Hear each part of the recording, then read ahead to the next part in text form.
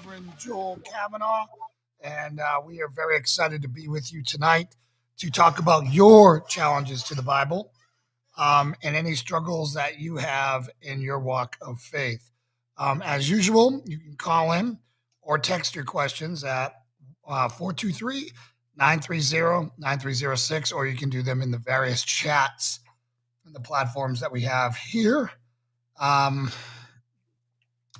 It's good to have you, brother. Thank you so much. It's good to be here. Sorry I can't be live in the studios, but as you can see, I have my own venue behind me here as I try to recover from this cold. No problem. No problem. I appreciate you staying away with Lauren being so pregnant and ready to pop. We really want to keep her as isolated from germs as we can right now. Hey, Dan, it's good to see you, brother. And sign in as you hear. Let us know who's here watching with us. That way, if you have any questions, make sure you are to type them either in the chat or call in. I'd love to talk to you. I'm going to hook up my phone right now so that we can take your. Fix that. Anyways, how you doing, brother? Tonight is going to be a good night, my friend. All right. Well, that's a good thing to hear. I said, how you doing, though, by the way? How you been? So good. Just recovering from the forging part 2. So it was an honor to be present, be a part of that. Continue to support the work that you and PCM are doing as we grow a presence here in the Johnson City metro area. And in spite of the fact that maybe I shoot a little low on a consistent basis. A little low. Still fun. If they're 30 yards away, you're going to shoot them in the toe. Hey, that's going to make them jump. And then when they get off the ground, I'll hit them when they're up. Hit them when they're up, hit them when they're down, said Don Henley. Just aim about a foot above them and you'll hit them center mass. Hey, Dan, good to see you. Lauren, good to see you. So pregnant. Roman, good to see you, brother. It was so great to have you a part of this last forging. Diana, good to see you, Diana. Good to see you. My workout partner there. I'm smoked. We went in and did a push and hit the bags today, and it's really hurting. So, Andrew's saying he cannot see us on YouTube. Right now, Andrew, Diana, Roman, and Lauren, and Dan are all seeing us over there. That might be an internal issue with your account, but it's working for all of them. So I'm going to assume that we're up and running. I am not going to restart or go on over there, being that everyone else is and you're over on Facebook.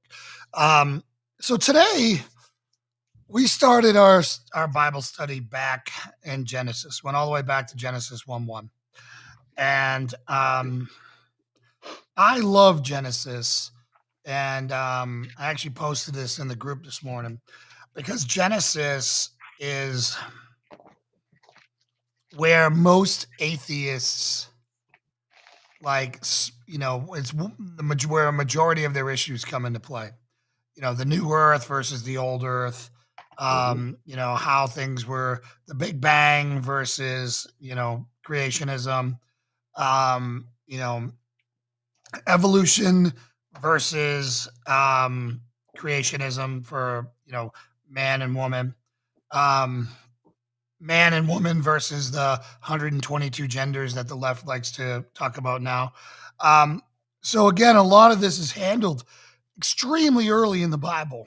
And, there was so much scientific theory out there that is not offered in the secular school system that Lauren and myself and countless other kids in the secular school system are taught that if you don't believe in evolution, you're crazy.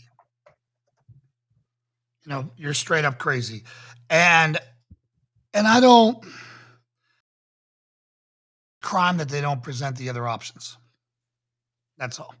Mm-hmm.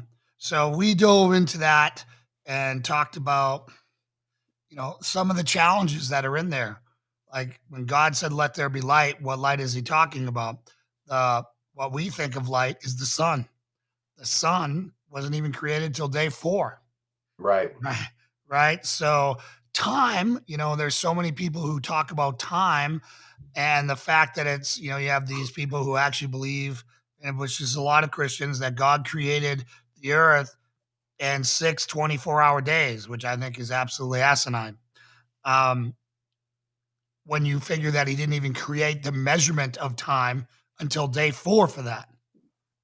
So I've heard the theory of 4 days in heaven, whatever that is, or 6 days in heaven, whatever that is, which seems the most likely to me. And if you look at how things orbit, we judge our day by how many times our planet spins around. And, it spins around one evolution, that's day and night. Goes around the sun, that's a hello, Mary Jo. Hello. Goes around the sun, that's a year. Um, hey, John and Mary Jo. Um, so maybe when we're talking about the three heavens, our sky, space, and then heaven, if it's behind the universe, well, it's going to take a very long time to rotate around anything from that perspective if it's behind the entire universe and doing that. So I don't know where you stand on these issues. We didn't, hey, Andre, good to see you. We didn't game plan this or do this, but I just think that, you know, 60 seconds in a minute, 60 minutes in an hour, 365 days in a year, that was not even created yet to start until day 4. What say So, you, Honorable Reverend? um, so I grew up in a very literal, very traditionalistic Christian household. The claim to fame that my parents had was, the Bible said it, we believe it, and that's the end of it. There were bumper stickers made up in Mhm. churches all over the United States that had that, even before Ken Ham, the Creation Museum, and so on and so forth. So I grew up pretty much believing that, what it said is what it says. I didn't realize there were 9 different uh, views of creation within the Christian spectrum, so to speak. But I happen to be probably one of the old school 6 literal 24-hour day kind of people. Now I've met good, well-intentioned, heavy thought Christian scientists. I met a guy who worked at NASA, who's a local physician, and yeah, literally he was a astrophysicist type. Tried to tell me the Earth was 16 billion years old and he could prove it. Blah blah blah blah blah. I go, well, that's not something that really bothers me. It doesn't keep me up at night because I think, if God could make the earth stand still in the days of Joshua, if he can part the Red Sea, if he can speak and the universe comes into existence, then why couldn't he do this within 6 days? And I've done the studies to say, okay, what is the definition of the word day, the Hebrew word yom? There's people that argue back and forth on what that is. Is it 24 hours? Is it a period? Are we not sure? It gets into First Peter, where 1,000 years is as a day, and a day is as 1,000 years unto the Lord, yada yada. Is Peter trying to be scientific in what he says? I don't believe so. So I hold to the 6 24-hour day view. I just find that impossible given that the time measurement for that was not even created yet. And a day on Mars is completely different than a day on Earth. And a day on in satellite or in planet 6742 97852 17 solar systems away is going to be different because it's going to rotate slower than what it was. And we didn't even have the sun and the moon yet. So I don't, to me, I think God works within science when he can work within science until he needs to create a miracle. So I'm not even going to discount the Big Bang. I'm not saying the Big Bang's a theory. I don't know. I'm not a high end scientist on this, but if God said, let there be light, and that light was the Big Bang, I don't have a problem with that. Um, if we can measure with radioactive waves bouncing off of things and they can date things, I understand that's another theory to be able to do that. And I've actually spoken to a guy who was a scientist who was taking glacier core samples to Hmm. try to figure out the ages on those. And I just think that when we draw lines, again, it goes back to the alcohol thing. When we try to add what God says and we try to speak definitively on what isn't definitive, we risk the doctrine of inerrancy. And I think we have to, I really think we have to be careful to say, I don't know. I think we have to be careful, and I don't know. My best guess is this. Right, and that's why we call it the theory, Uh, because, I like what Ken Ham says, and every good scientist will say, "Were you actually there when it happened?" No. no, There was only one that was there, and that was God himself. right, So, one day we'll get to ask him and say, "How wrong were we?" right. But I find science catching up to the Bible instead of the Bible catching up to science. Like when we had Mount St. Helens erupt, and the Genesis Project guys went in there and looked at it, and basically it recreated the Grand Canyon on a smaller scale in like 24 hours, right? And it's so it wasn't carved out by a river over billions of years of just this small river trickling in and eroding it down. It was all done rather quickly, and I can see that. But in 24 hours, for things to move the way they have to move, um, from all these points. And now the other thing is, I used to think when I was an atheist that there had to be life in a million different places. And Mhm. now I'm starting to see how unique Earth is. You know, the fact that Earth is one of the few planets that has, a totally transparent, canopy or atmosphere. So we can look out there and see it. The fact that the whole solar system is a shield for our universe comets and junk and all that stuff. And our moon eats up these comets, and the other planets have eaten up all these comets that would have been world ending events, um, over and over and over. So again, I see the divine hand of God. I see the majestics in God. And I think Elon Musk said it best when he said the thing that should scare the heck out of everyone is where are all the aliens? Right? He says it's truly terrifying either way. Either they're everywhere and an invasion is imminent, or we're all alone, which is equally terrifying to him.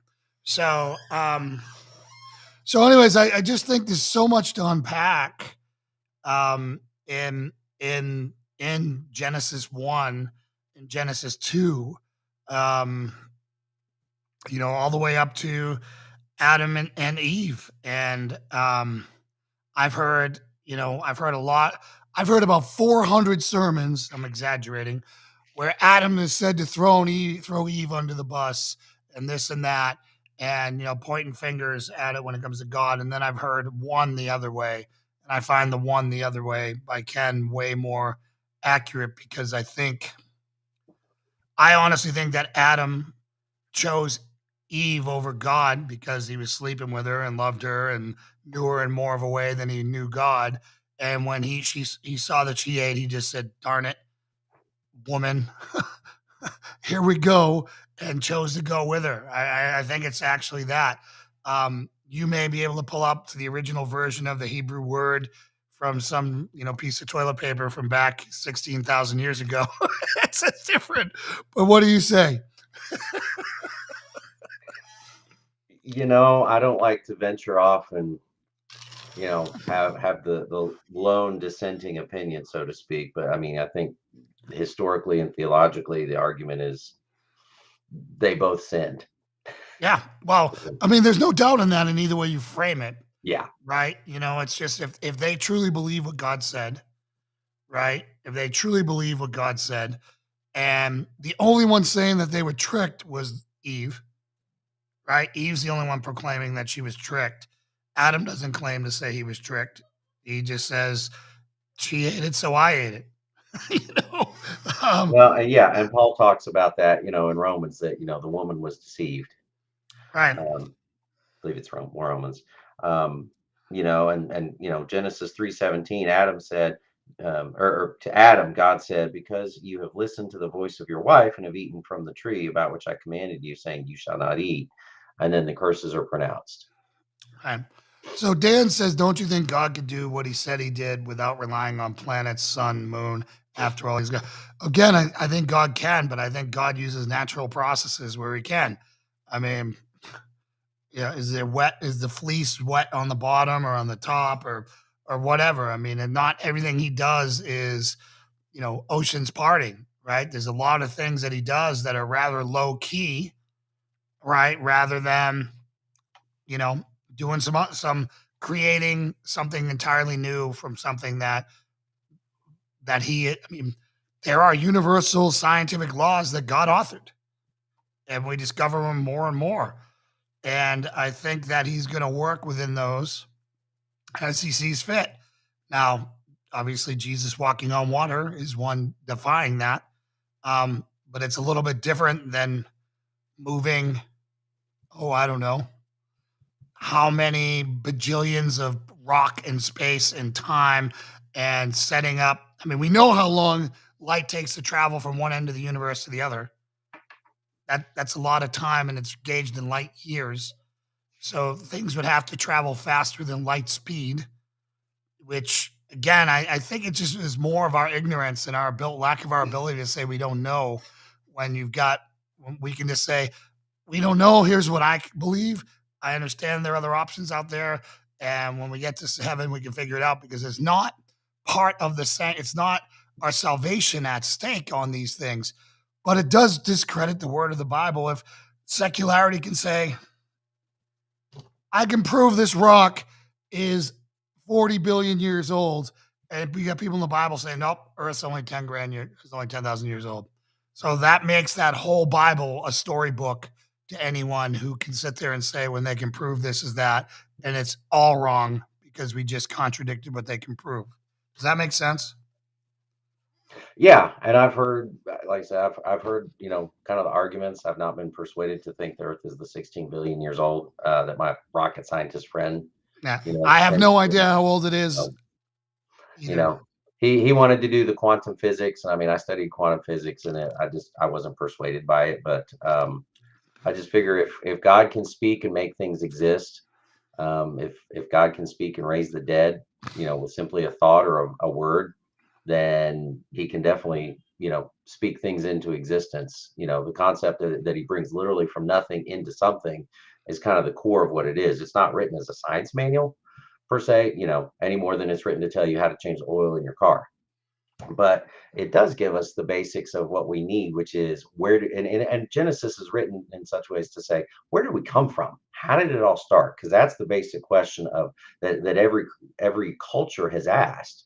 Where Right, do we come from? Where are we going? right, You get into those two core fundamental questions and the answers to those, then you begin to touch the heart of man. right.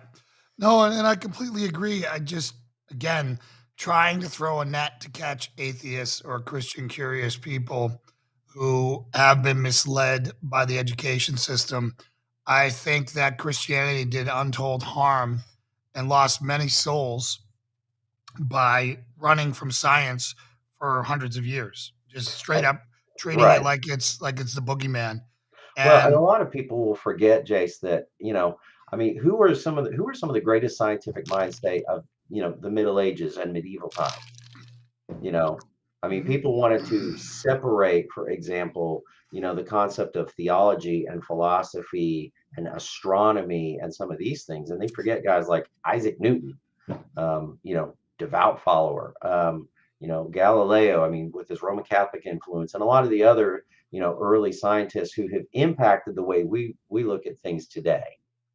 Right, They're not all believers, but a lot of the great mathematical minds, who figured out, for example, the rotation of the planets and the stars, that kind of stuff, they were Christians, right. No, I understand that. I and just we've lost that. and I see, Dan DeGroots, and I love John MacArthur for a lot of things, but I would not call him a scientist in any way, shape, or form. If he can't even fathom the percentage proof of alcohol, I really don't want to dwell on astrophysics, time, quantum physics, or any of those things. Um, so um, I like John MacArthur's position on what the Bible says about what it means, what it says. For me, it makes the Bible easier to understand rather than having to read between the lines. You may like those guardrails, bro. Um, Deep thinkers out there want to know what the true meaning of what God is saying. And I don't have a problem with God relating this to Moses that it was 6 days and seven, and on the seventh day he rests and he's still resting. I've heard that opinion, and I've heard from brilliant Christians, and that's the one that means is the most realistic to me. Now, Ken Graves disagrees with me. Joel disagrees with me. I'm sure Paul disagrees with me. But there are a awful lot of MIT educated, um, you know, people out there who do this for a living, who are Christians, who have more weight on this than I would say. And I don't think it makes the Bible inaccurate. I think it makes our limited understanding of it and wanting to paint the Bible with one brush stroke instead of what God's words are. And God's words are whatever God meant when God spoke them to Moses to put in there, not what we want them to mean. Right. So all I want is truth. Everything else is opinion. If it's opinion, I just want people to say, this is my opinion instead of acting like it's truth. Because when we say opinion and when we say it's true versus opinion, that's when we get into trouble. That's what casts out on the Bible. That's what causes Christianity to fraction. That's what makes man injecting itself into the Bible instead of, the Bible just standing on its face, in my opinion, for what it's worth. Well, Jace, I mean, you hit a point there that I think a lot of Christians, especially older conservative, and by Mhm. older, I don't mean necessarily age, but coming from a historic Christian background, or people, for example, who are raised in the Catholic faith, or people, who Sure. come from an old traditional dispensationalist Baptist type background.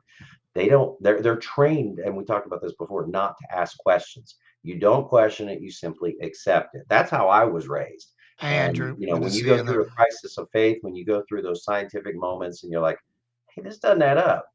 That's what causes you to have those pause moments. And I think that's where, honestly, where atheists pretty much eat the lunch of most Christian scientists. Exactly. And as We're all being one, unprepared.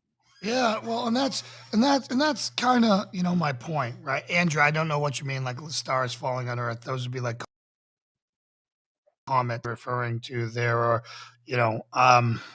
or asteroids crashing into Earth. I don't know what you mean there.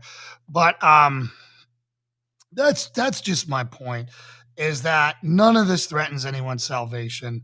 None of this does all that, but I think we owe it to ourselves to, to speak in truth when we're sure of it, and speak in opinion and classify it as opinion, because I believe that's what this guy means here. Right now, what you believe, Joel, doesn't mean a scientific fact in anything. It just means you believe that, and that's what you're conveying to me. And then I have a choice to either believe what you believe or form my own opinion, right? And I think we need to get back to that, because it's so easy to disprove so many people on same things, which, like John MacArthur talking about that 40 proof or 40% alcohol wasn't enough to get drunk on, or whatever he said. I'm like, bro, that's 80%. That's 80 proof. That's plenty enough to get you drunk very quickly. That's what most vodkas are. That's what most hard liquor is 80 proof. So I mean, let's not act like it's, a wine cooler. Right. And like I said, I mean, you got to be able to, we have to be able to field the questions. And honestly, Jason, I mean, nowadays, people generally speaking are in the Christian church are uncomfortable asking and receiving questions. We're uncomfortable to have to force our ways to think through this. I mean, you go back, for example, even to the founding of this country. Not to get political, but look at the politics back in the days of Washington, Adams, and Jefferson. I mean, there were pamphlets that were circulated that were absolute what we would consider today hate speech. But those guys literally fought and died and bled for what they believed, and were willing to fight back and forth, and then come together on things that they had in common. And in the church, we don't do that. In the church, it's, oh, you hurt my feelings, I'm going to take my Bible and go somewhere else. Right. Well, And we I we mean, don't work through it. the Catholic Church thought that when you drank the wine, you were actually literally drinking Christ's blood, and when you Hmm. ate the bread, you were actually a cannibal and eating Christ's flesh. I mean, so it's not like we haven't done enough damage to the Bible on our own with our stupidity, and our naivety, on these topics. And again, not everyone can be an astrophysicist, not everyone can be an archaeologist, not everyone can be all those gists, right, that are out there. But if we run from science, I believe in God and I trust enough in God that science will prove him because he's the author of it. His handwriting and thumbprint is on the pen. You know what I'm saying? I think it's going to be there. I think the fact that DNA is so universal that it's a language in itself, right? And that it's so much data in one single seed or one cell or whatever you look at that, I trust God, that's God all the way. All the way, right? All the way. So again, I don't think that he's going to operate outside of science unless he wants to inspire and or cause awe. For example, Jesus walked on the water. Why?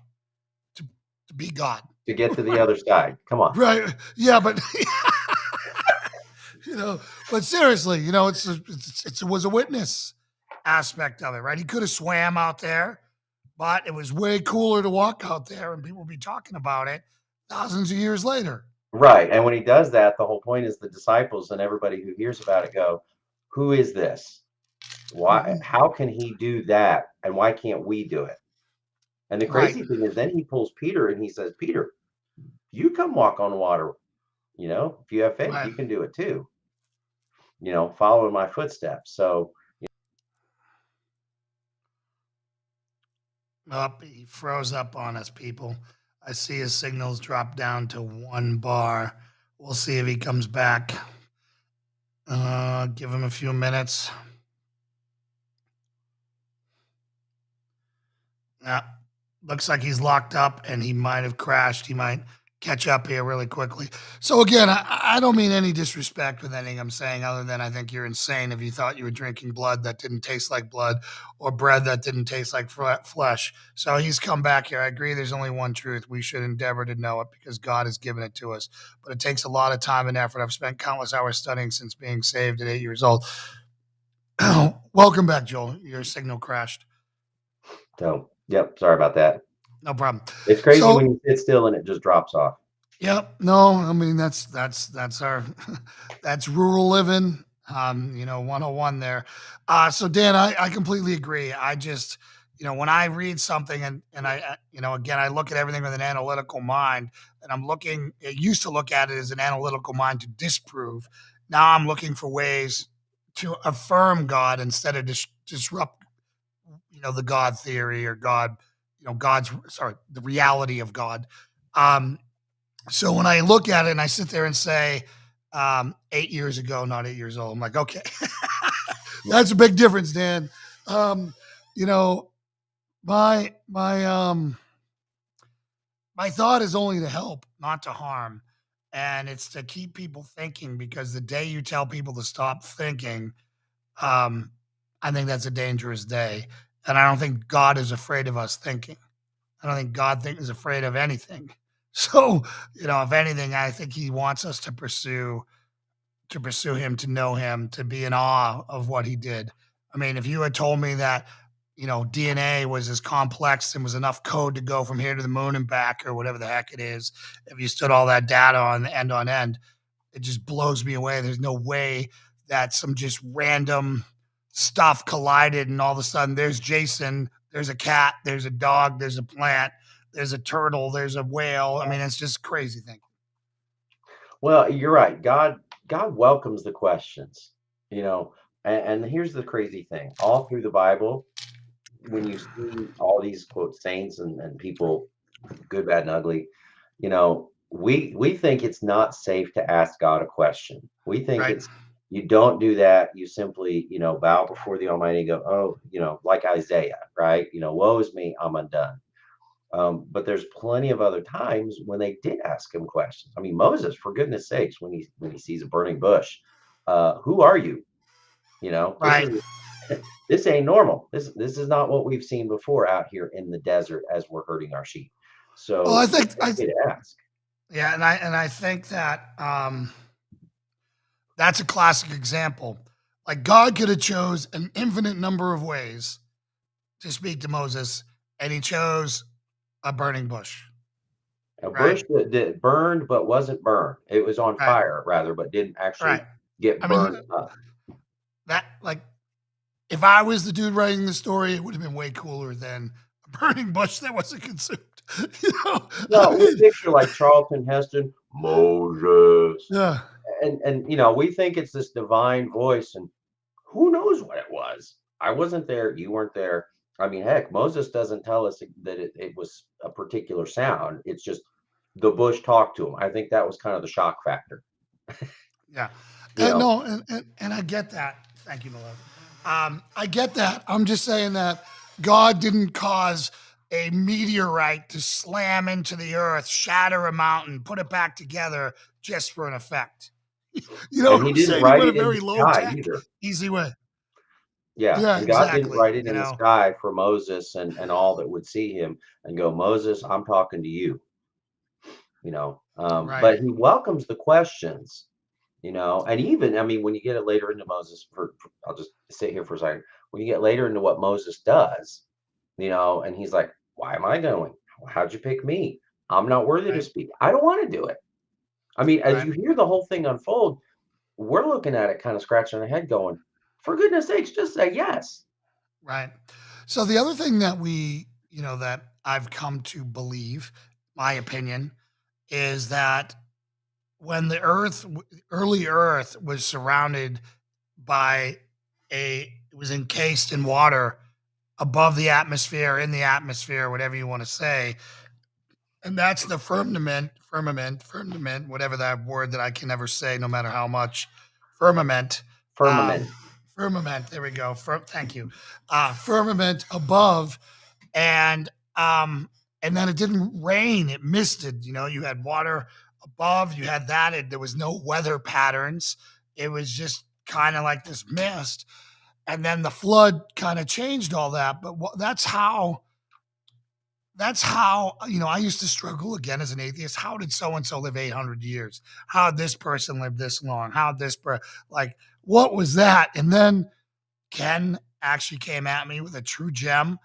He was reading this, went into some um, creation scientist work, saying that the Earth was originally encased before the flood, in water, Hmm. right? That protected us from the sunlight rays. That's what ages us. That's what causes the white in this beard is sun UV rays cutting through, killing us, keep giving us life, but also killing us, right? And also the pressure of that, right? Imagine what the pressure would be like that. So they have taken like dragonflies, right, and put them under pressure in hyperbaric chambers and grown them to gargantuan size. They have grown asparagus 18 feet long under pressure, right? So having this encapsulated world of water explains that you were being protected from the sun's rays and so you were not aging, and that's how everything grew to such massive sizes, including the dinosaurs and on and on and on. So I find it an interesting theory that I have chosen to embrace until someone comes up with a better one for me. What do you say? Right, and that's kind of the accepted general theory among Christianity is, yeah. And if you take a cup of water, and you shine a flashlight through it, we everybody did this in middle school science. You can see the light rays bend. So how big was this firmament? I think the Dutch word is Koopa, which I had an old Dutch theologian guy kind of explain to me. It made perfect sense when he did. I mean, if you take a giant bowl and put it over something, fill that bowl with water, and then put a little ball inside, and then try to shine the light onto the ball, you know, Right, you're going to get just enough. But there's the protection from everything else, and the light right, causes damage to DNA. The light causes, all the degrading and everything that we have that's passed on that you can actually trace through mitochondrial DNA even today. But yeah, the protection that's there allowed guys. I even heard somebody in kind of general conversation today, at a secular event talking about Methuselah. I'm like, how cool is that? You know, right, the dude's been dead for how many thousands of years, but people still know the name and associate it as the longest living human on record. right, 969 years, Genesis 5. So you've got these constancies, and then in Scripture, not to make it a science book, but as more of a historical shift. You go from Genesis 5 to Genesis 8, for example, post flood, Genesis 9, Genesis 12, you see the ages of humans that are documented begin to shrink pretty dramatically. Right. From 900 to 700, Noah is 600, and then Abraham is 200, you Right. know, and then it kind of settles after And that, then you God know, settles it at 120. a buck 20, you know, good luck. I mean, I met my wife's grandmother when she was 90, I think she was 95, 93. When Gran was 93 years old. Her mind was sharp and her body was done. Right. 2 years after that, she was But it, out. but it just makes me so sad that my science teachers, and I had some great science teachers in the North, never brought any of this up because that would have unlocked my imagination and the possibility that there was God instead of like, I mean, these people are saying that the world is this and we can prove this and dinosaurs were here 400 million years ago or whatever I can't remember Mhm. the actual numbers here. And they're saying the world is 10,000. Well, right there, that disproves the whole book because they can't even get this part right. And so it would have just been amazing to have that context brought in and to have people kind of look at this and look at God. It's why I'm a post millennial because I totally see what John's writing in in Revelations and see that he's trying to get message to people that he cares about that he knows the Romans are going to read. I can totally see that, These right? things are coming to pass quickly. Yeah, I can totally see that. He doesn't care about me 2,000 years later, right? I mean, that's not even on his mind. He's trying to get this stuff to people that he knows who are burning in sconces and being fed to lions and, dragged, killed in horrible ways. And with Well, and here's the dragons. cool thing, Jace. I mean, we have an opportunity, and again, you oftentimes what you find is people who are diametrically opposed. The evolutionists are usually painted into one corner, Yeah. and in this corner, you have the ultra devout, ultra fundamental Christians, and they both come out swinging at each other. And there's not a sense of not much anymore. Let's sit down and actually debate the facts, debate the theories, debate what we know, and be able to say, okay, I see your point, and let's work through this. I mean, even in a heated forum, because now we don't do that. But the cool part about, I think, where we are as a culture, and what you're trying to do is we can have these discussions, but it's also about when our children ask us, because that's exactly what the Bible says. When your children ask you these things, why are these things? Why do we believe this way? Why do we follow this? I want to There's the be moment for discipleship. I want to be an effective apologist. I want to be Mhm. able to sit there and I can't even have the discussion with an atheist if he walks up and says, this rock is 50 billion years old and your book tells me that it's only been here for 10,000 years. I'm not, end of discussion. You want to go grab a beer now? That's basically what it's going to be. So until I can come up with something to push back on that, either find the flaw in his theory, say, okay, the waves that you're talking about is, just another theory. We don't know that actually works. This or that. Like, give me something, but don't just sit there and say, oh, well, I've also heard the theory that, or the opinion, or I guess no more theory, that Jesus's genealogy isn't literally that many generations, that they skip generations where nothing really big happened and on and on and on. I've heard that explained that way on how they got to an older earth where from Adam to Jesus was actually way longer and they just picked the highlights. Right. Yeah. Because I mean, here's the thing. If you're number one, if you're fighting with an atheist, I think, R.C. Sproul puts it best. We don't want to fight with an atheist, because they've already made up their mind. The atheist is one who literally says, I hate God so much, I'm going to disavow any knowledge of them. That's You not know. true. That's not true because I was an atheist and it was just I was never given the option. I was never evangelized. I was never it was a counter theory to everything I had and I hated God because I wanted him to exist, but but everyone told me he didn't. Right. So Right? you hated God, and then you kind of made the step to agnosticism, willing to say, okay, if he does exist, right? So, Right. the step with the atheist says, how do we get them from this point to somewhere else? And that begins with conversation, Right. It begins with because conversation.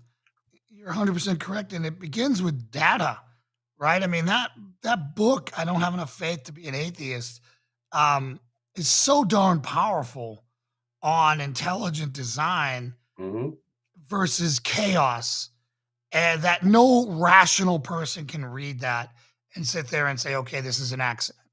Well, if it's not an accident, it has to be a deliberate works of someone, something, and then where you go from that, it's game on, right? But if we have guys like Hagee and all these other guys who are willing to say that they know for 100% fact that the Earth is, you know, 10,242 days old and with 1 hour, well, I'd call him a liar. And again, I asked, were you there when it started? Yeah. Exactly. I And mean, could could we you even account for the day comprehend? in Joshua where the earth stood still and we lost a day? Right. I mean, Right.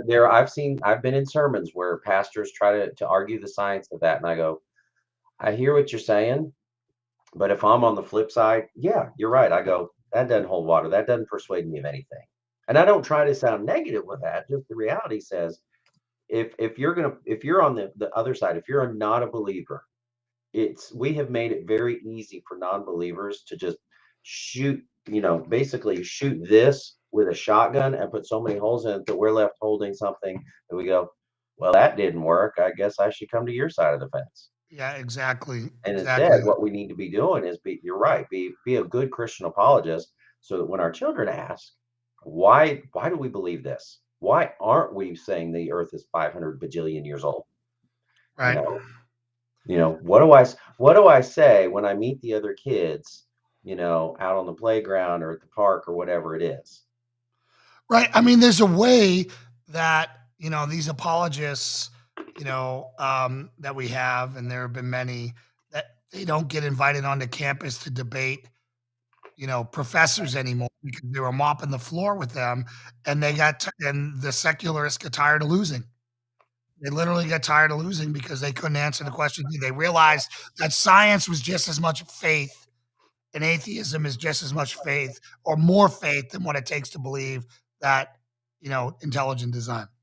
And I've seen it even in recent years, Jason, the last decade here on the local university campus, where evangelists and usually someone who is a self-professed apologist will come and stand on the steps of the library on the university and preach hellfire and brimstone, but even say, and they're just so broad sweeping, they're offensive to everyone with zero basis and Yeah. zero intellect. Because I mean, they screamed at the campus minister that we ordained and put into place to minister to those students and said, you're not a believer. And he's like, I'm a Christian pastor on this campus. you Right. know I mean, it almost came to blows, and it was humorous, but it was also tragic because that is exactly how many, many, many non-Christians are gonna now portray believers. Right. That rabbit. Yeah. Well, and that's the hard part of this, because now at this point in time, we've lost nearly all ability to disagree with people who don't agree with us. Um, particularly, like, I've seen people respectfully disagree on the right, meaning I've seen Tucker Carlson and Ben Shapiro go at it, on over a variety of topics where they disagreed on things, and they were very. It was very fun to watch. It was like watching two, debate grandmasters going at each other, but they were never cruel. They were never aggressive. They were never whatever, and they left friends with a lot of respect. Mhm. And we need to get back to that in the Christian community. Yeah, we have to be able to get back to those debates. I mean, look, back in the day, I know you were listening to an R.C. Sproul sermon earlier. I'll Yeah. pick on Dr. Sproul. I never had him as a professor. He was gone by the time I got there. But there was an infamous debate. It was so famous, it was infamous debate between him and another philosophy professor on the campus. And it had been recorded for posterity. You can actually watch it on YouTube. I'll send you a link later. And I mean, these guys are going round and round, And at the end of the day, guess what? They're both teaching at the same seminary. Wow. We've lost that art. Yeah. We have lost that opportunity. One of the good guys, Jace, that you may want to consider is a guy named James White. He's a modern day Christian apologist. There, I just sent you a link to his blog website. Right. But he's somebody that is not afraid to engage in culture and engage in these tough debates, and being able to say it's okay to ask questions. When it becomes not okay to ask questions, what happened, it's like the kids in the youth group. I've met so many youth pastors, who always start off well, who always start off with good intentions. And what happens is you wind up with that one or two kids who are really struggling and wrestling. And, we think they're an Eddie Haskell. We think they're out there to cause dissension. They may be asking good questions. And the youth pastor says, we don't have time for that. We got a Bible study to cover. Yeah. And they run those So kids bad. off. Yeah. Yeah. Now, the problem is there's some really hard questions to answer that even the most brilliant minds that have ever lived haven't answered, right? And you have to admit, we need to fess up when we don't know things way more, and I think it'll go better. I really think that when we try to stretch our knowledge base beyond its expertise or what we know, and we need to start framing questions on what we think, it would give us a lot more credibility. I mean, God is so unknowable. He's so big. He's so unfathomable. I mean, we don't have enough brain cells. If we took every brain on this planet and linked them together to be able to fathom him. And it's okay to admit that you don't know, but no one else does either. That's exactly right. And that's the cool part, when you hear Dr. Sproul and Greg Monson, debating these things, how do you know? Now the Baptists, love the Baptists, not picking on Baptists. I grew up Baptist, so I can say this. I will pick on them a little bit. We used to say in church, do you know that you know that you know? What does that even mean? Yeah. That's utter gibberish. The question is, and the best theory I ever heard, when I heard a guy preaching on hell, he said, on any given day, I'm 99.5% sure that I'm in the faith and going to be in heaven. And it was one of those, you could hear a pin drop because all the students were like, what about that last 0.5%? Right. But he was being honest. Yeah. Yep. And that honesty is a lost art form today. Well, and I think that's what we need to get back to. I think as we get honest, we get vulnerable, and people will start giving us credibility because we're not up there like know-it-alls. We're out there seeking truth. We want truth. And I went over this the other today on the Hope Report.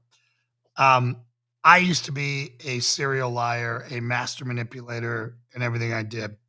And one of the things that we have to understand is that truth does not compromise. Truth is truth. And if it compromises even a little bit, it becomes a lie. So if I want to get you to believe something, right, what I want you to do, what I'll do is I'll give you a truth, a truth, a truth, a truth, and then I'll interlace the lie over all of it and turn it all into a lie to get what I want, right?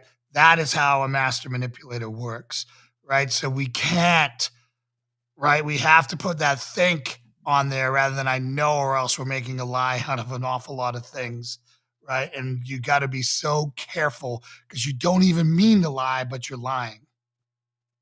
Right. And, the Bible speaks on certain things with a sense to say, this is that you may know. John writes, I write these things that you may know that you have eternal life. Right. Okay. That is a rare phrase, believe it or Right. not, that's in there. But go all the way back to the Genesis passage that you're reading. The way he says it to Eve, has God really said? And he quotes him. Yeah. The devil knows he was there before we were. Right. He was there before Eve. He knows Right. the exact quote if he wants to give it, Right. but all he does is raise a question. Has God really said that, on the day that you eat of it, you will surely die? That's the English, right? Yep. You know, I Well, mean, it's a fair question, right? yeah. How Eve chooses to answer, there's the disruption in her thinking, because God says on the day you eat of it, you'll die. Period. Right. Right. As God said, you will surely die. That, like you said, this that kind of thumb right across there. The Christianity is so complex and has so many difficult things in it. The Trinity, three in one, right? That it's got to be true because no one would ever make this up and cause this much of a headache for themselves. you know, uh, I've heard so many people try to describe the Trinity accurately, and they've all failed miserably. Yeah, I mean, you start trying to describe the Trinity, which which bus are you going to get on to go down with heresy? Yeah, Because that one's about to blow exactly. out Yeah, pretty it's like hard. the worst one is the stupid egg, the shell, the white, and the yolk. No, those are parts. Those are not individual beings, right? And it's just so bad, so bad. There's And then nothing in nature that accurately describes the Trinity, and I think God did that for a on purpose. purpose, right? Because to show you how beyond us he is, that we're not going to understand him. Because if you could describe him with a clover, what kind of God is that? Yeah, exactly. You know, Yeah. that's more So like tree huggers. So again, this is the part, these are the parts of the Bible where I think it's important for us to just say, okay, it is what it is. Let's just drive on with it, right? We're not lying. We're taking that on faith, right? And God is telling us that, and that's part of the pillars of the faith, right?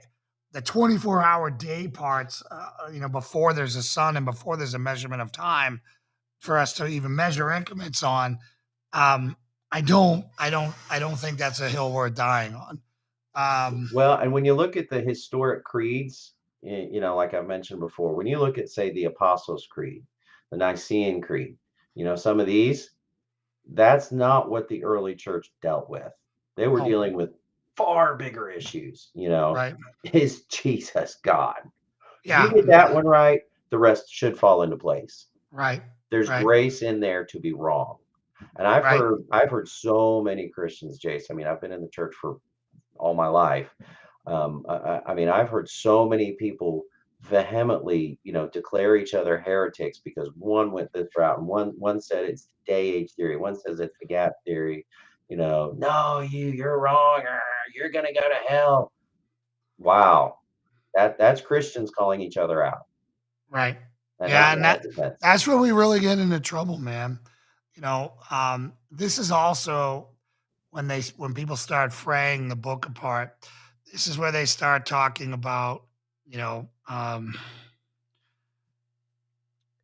like how many times have you heard the LGBTQ community say Jesus never condemned homosexuality, so it's not a sin? Oh, that's You their know, go-to. That's the that's mantra. their go-to. It's just that guy Paul. That guy Paul. I love it when they say it's not in the Old Testament. Yeah. Well, that's ridiculous, right? But of I mean, course, but but here's the danger. They say it and they immediately put most Christians on the back burner, and you know, they put the burden of proof on us, and we've got to learn to be careful and cautious in a good way, philosophically, to say, I'm going to show you the fallacies of your argument if you're willing to listen. right. Well, no, it's completely there, and but there again, they'll talk about the one they go to is, well, you guys eat pork now, and we weren't supposed to eat pork according to the old covenant, and the homosexual thing was, for Jewish people only. I've heard so many people try. I've heard them try to spin this so many ways, and I don't see it. Do you have anything you want to throw out there about that? I like bacon. I mean, I like bacon too. And honestly, I mean, and at the time of the Exodus, when Moses is receiving the commandments and the things they refer to, don't forget, they were Egyptians. Yeah, Moses' wife was a Midianite. right, So there were other cultures besides the Jews who were present hearing this, who were accustomed to these things. And, fast forward 1400 years by the time of Peter in Acts 10, when Jesus lifts the as it were the restriction on pork and says, "Rise and eat." right. Number one, I cannot begin to imagine what Peter had to be thinking and feeling in that moment. I, Yeah, I don't everything want he'd ever known, and now Jesus is telling him to eat this thing that's gonna defile him from the to. inside out. That's just so Jesus. Yeah, Peter, it was good while it lasted. There's something better, you right, know. Um, and you've got moments like that. And so for people to typically take the Bible and take a good passage and twist it is something that honestly we're all capable of, and so many people do, Christian and non-Christian alike. right. So, where should we send people who are dealing with the love is love challenge? They have homosexual family members. They have, their kids coming home from school, from secular schools saying, how can you be doing this? You're teaching hate. You're doing hate speech, saying that homosexuality is a sin. Where should we send them in the Bible, where it cross references it from the old to the new and back, or as far as to drive them to chapter and verse? Because if it's not chapter and verse, then it's us making stuff up.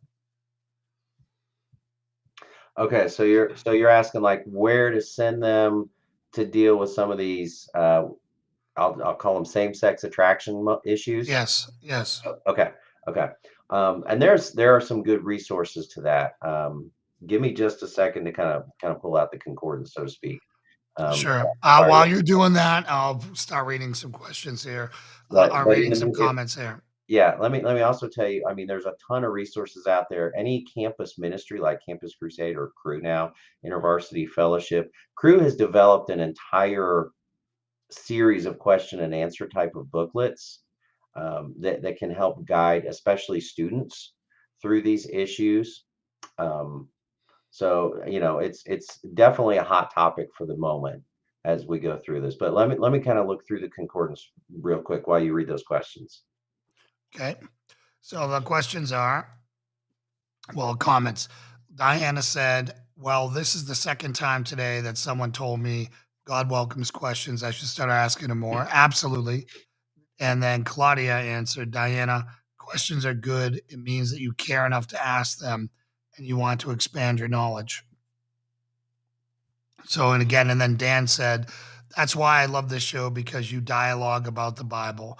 I've belonged to Bible study groups where the Bible is absent, no good. Yeah, I don't know how that works. And then Dan said, do you ever see the Exodus with Christian Bale as Moses? They portrayed God as a little boy, another Hollywood train wreck.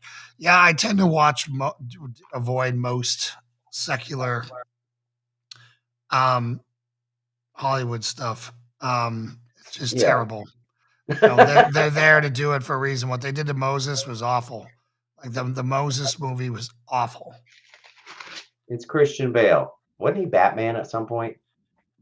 He was with the most horrible voice ever. It was awful.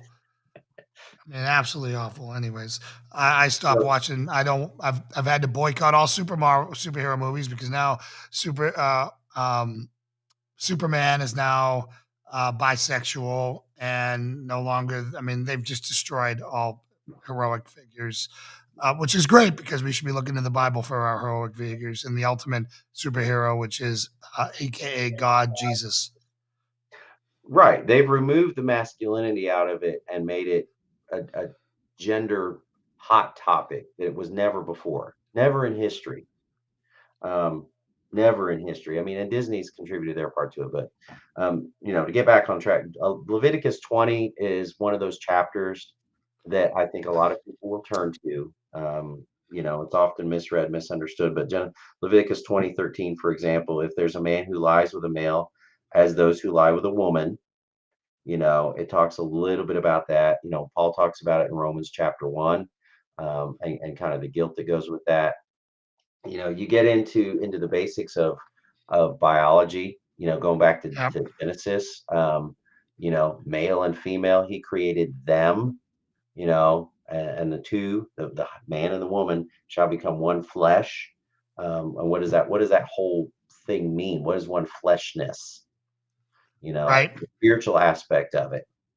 That's why Paul talks about it, for example, in First Corinthians, and says, when you have sex with a woman, then you are uniting with her flesh. It's that spiritual act, and you've talked about that before, that covenant renewal thing. Um, you've got there's a lot of different passages that kind of go, and when you begin to put them together, we wind up with a theological viewpoint that's not based on, for example, just one verse. Right. You know, This um, seems pretty clear. I would tend to think so, but again, I'm one of those that's probably just a little. I've been called an old curmudgeon before. So we'd love to take some of your questions. These are just some of the hot topics that I was coming in as going through my Bible study. Tomorrow I'm picking up basically the creation of man and Adam and Eve um, and going from there. Um, I just love Genesis because again, it challenges us in so many ways. And it's one of those things where you cannot get comfortable in it. Right? I mean, it's such heavy brain lifting work that it is a full contact sport. It is full contact rugby, played at top speed, no pads, no nothing. There's none in rugby anyways. And I love that because it separates the lazy from from the meat eaters, if you know what I'm saying. Right, and it's the whole Bible has been called, this ocean that's so deep, an elephant can drown and a baby can swim. It depends where you are, and how does it hit you and how often do you read it and study it and go into it. But I mean, there are no shortage of study resources and commentaries and thoughts that people for the last 10,000 years have put out there regarding Genesis. And I think there's a good reason for that, because again, it gets back to the very basics. Where did we come from? What are we here to do?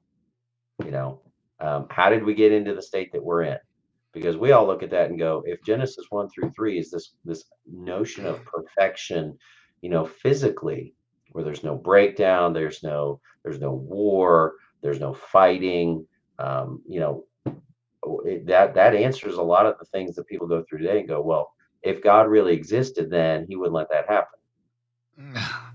Yeah, the whole, one of the more enlightened days that I've had where, my faith grew was when I was looking at things that I wanted to blame, like everything that was bad in the world. And what I was finding is that man was tied to just about all of them. you know, I mean, I was talking to somebody who got angry at God because of death in the family. And I'm like, well, let's talk about this. Was it an act of God? Meaning, was it a tornado? Was it a tidal wave? Was it a meteor falling from the sky, or were humans involved? And it's usually humans are involved. And I've encountered this in the police force as a medical professional, and now as whatever I am, just a dude. Um, so I can understand how somebody would be like, "Hey, cancer's one. When cancer kills a kid, I can't wrap my mind around that." And again, I got to offer that up to God, right? It's one of those things where if it's if they're the first person in their family line to come down with cancer and have that happen, I can't explain that. I can't explain it. But acts of God, those are lightning strike in the middle of in the field, or things like that. Those are a lot harder to explain away than a human making a stupid decision, because humans make stupid decisions every second of every day, all Right. day, every day, throughout eternity, throughout history. Oh yeah, yeah. I mean, my oldest sister got cancer. She got breast cancer, and we said, "Where did that come from?" And she really did some research. I mean, she's a nurse practitioner. She's like, "I want to know the genetic roots of this thing. I want to be genetically tested." Told my other sister, "You should be genetically tested. Mom should be genetically tested. Where in the world do we have this? Is there any history?" Nope. Wow. You were the blessed one, Wow. you S- know? Yeah, that's tough. So Andrew has a question. Um, the human lifespan has been growing for the last several decades. According to Isaiah, there will be a time when a man dying at 100 years will be considered a young man. What do you think about it? I think that that's medicine, modern medicine, and nutrition and supplementation, and the fact that we don't have to struggle to live like we used to, meaning that starvation was a really big problem for a lot of people um, for a very long time. Clean water was impossible to get. I mean, it was really, really hard. So, you know, I think I don't have a problem with that, Andrew. I don't. I would agree that we're going to continue. I mean, for the first time, I think in history or recent history, white adult males' life expectancy has dropped in America because of the drug epidemic and suicides. Um, so, outside of that, um, I would agree and think that that is inevitable um, to happen. You got any thoughts on that, Joel? Yeah, I mean, and I appreciate Andrew sharing this. Good to see you again, bud. So Isaiah 65:20 is where he's getting this. Okay, If you want to put that out. So Isaiah 65:20, talking about the new heavens and the new earth.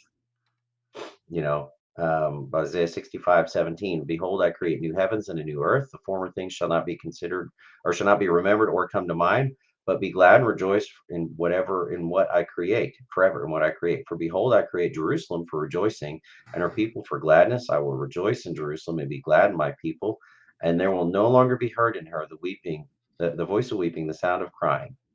No longer will there be an infant who lives but a few days, you know, or an old man who does not live without his days. For the youth will die at the age of 100, and the one who does not reach the age of 100 shall be thought accursed.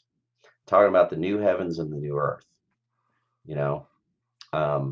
So there is the evidence. You're right, and in Bible times, obviously, dying at a young age was accepted and it was considered common. That's why we never hear anything else about, you know, Jesus's earthly father Joseph. You know, he died when before Jesus was 30 years old. Best guess, Joseph may have been in his 40s or 50s. right. An old Jewish man, there are a few instances of them, but more commonly they lived until their 50s and they were done. Yeah. Heart attack. Can you tell me what verse that was? Isaiah 65, what? 65:20. 20. Okay, I can pull it up now. Hmm.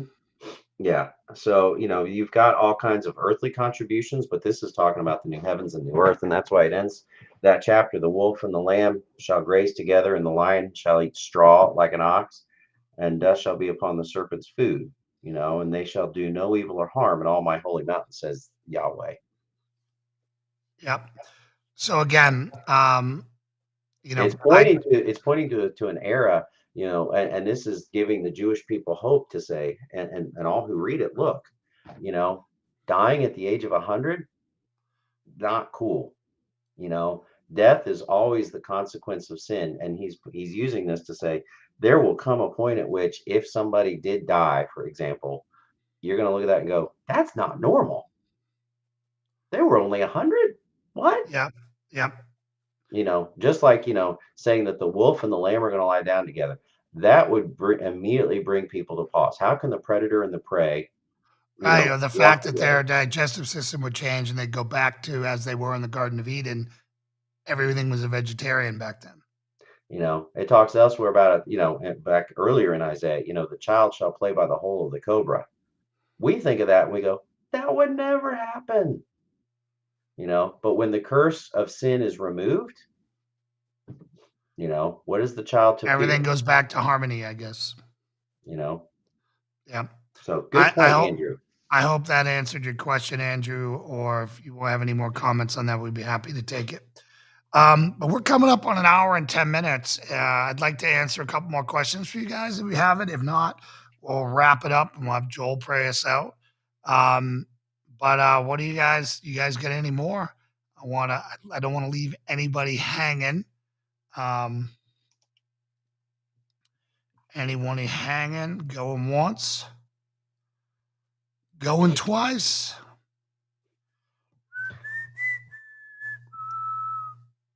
Jace, I gave a couple other scripture references as well to answer your earlier question. Some things to study as far as Romans like 1:26 and First Thessalonians First 4. Thessalonians 4. Yeah, Okay, yeah, Leviticus 18:22. It's one of those that a lot of times people will say, well, the Bible never says.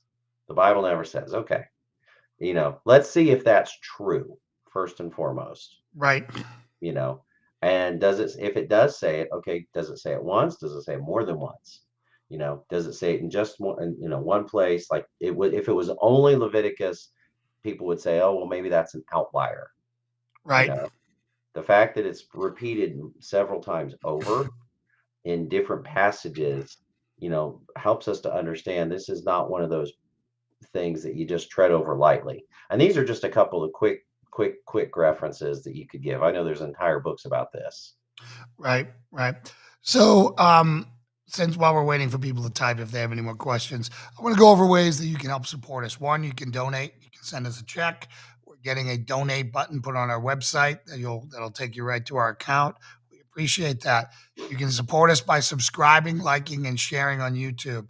We are basically shadow banned on all platforms because our name is Patriot, i.e., domestic terrorist in the left side, crusader, religious extremist mission.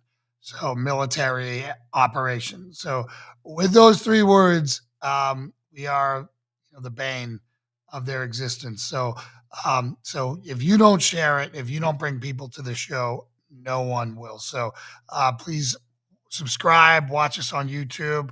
Also, you can purchase our swag. We just made, I've got some test products that are coming here. Different color in the sweatshirt, a pullover coat, two jackets that I'm going to show you guys that you can order from our store, as well as all of our other swag. That is a big help. And then you can become a patron on Patreon, which really helps us, which basically is like tithing. You can give us 5, 10, whatever, 20, whatever you want to give us a month to help support the mission that we're doing. We need you. We're trying to do something very ambitious here. We have basically 44 acres that we need to build on, and we're getting ready to do a GoFundMe launch. Not on, I was told not to use GoFundMe, but Give Send Go or whatever. To raise for the architects. They came back at us with a small price tag of $30K to do a concept phase one plan here. Um, so let's see if we got any more questions. Let's got another of your hoodies and the winter cap today. Awesome, comfortable, and cool. Thank you so much, Dan. That really um, I really appreciate that. I also want to thank Trident Shield for sponsoring. Please keep them in mind for any workplace violence training and consultation needs for your company organization. Trident Shield is our sister company, and without them, we wouldn't be at day one. So, if you know some business or a school or an organization that needs active shooter training, security consulting, that's how we pay the bills over there, as well as Mike Lindell supporting us as well. So thank you everybody so much. I appreciate all your questions. I really, you know, enjoyed our conversation tonight. Joel, why don't you pray us out and take us home? Sure. God, thank you so much for the opportunity that you have put before Jason and PCM and those who have tuned in to listen and those who will. We thank you for the privilege of coming humbly before your word and for being able to say, this is what we believe and why. For those issues that we're not sure of, give us guidance and wisdom. for those issues that we think we're sure of. Help us not to stand too strong in a particular position, but be willing to be wrong for the sake of the gospel. But also, in all things, help us to stand firmly on the truth that Jesus, we trust you and we love you and we want to know you even better every single day. So give us grace as we move forward, give us encouragement, and give us those opportunities to share our faith and be good apologists for you. Amen. Amen. All right, everyone. Thank you so much. God bless you. We will see you back for Strength and Honor on Friday. Bring a buddy and bring your favorite beverage. Bye.